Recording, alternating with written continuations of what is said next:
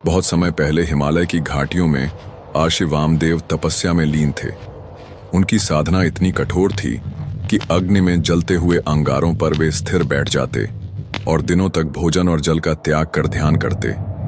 उनकी तपस्या से पृथ्वी और स्वर्ग में तेज का संचार हो रहा था। देवताओं को भय हुआ कि यदि आर्षि वामदेव अपनी तपस्या में सफल हो गए तो वे असीम शक्ति प्राप्त कर सकते हैं और देवताओं का संतुलन बिगड़ सकता है।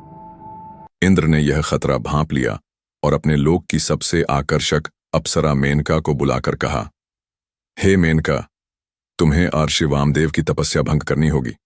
तुम्हारी सुंदरता और मोहकता के आगे वे टिक नहीं पाएंगे।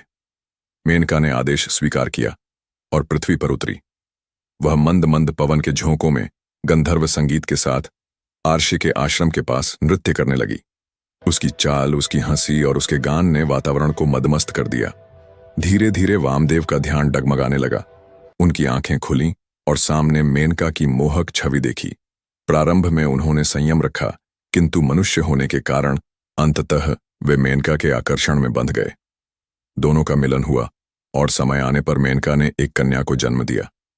परंतु जैसे ही कन्या का जन्म हुआ, मेनका तुरंत स्वर्ग लौट गई। आर्षि वामदेव को जब यह ज्ञात हुआ कि यह सब इंद्र की योजना थी, तो वे क्रोधित हो उठे।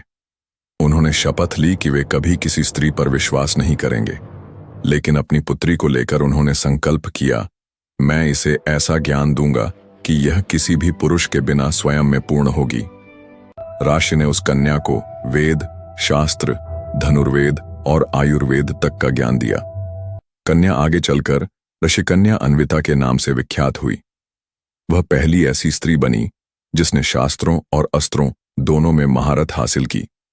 इस प्रकार इंद्र की चालाकी से जन्मी वह कन्या आगे जाकर स्त्री शक्ति का प्रतीक बनी और आर्षि वामदेव का गौरव बढ़ाया।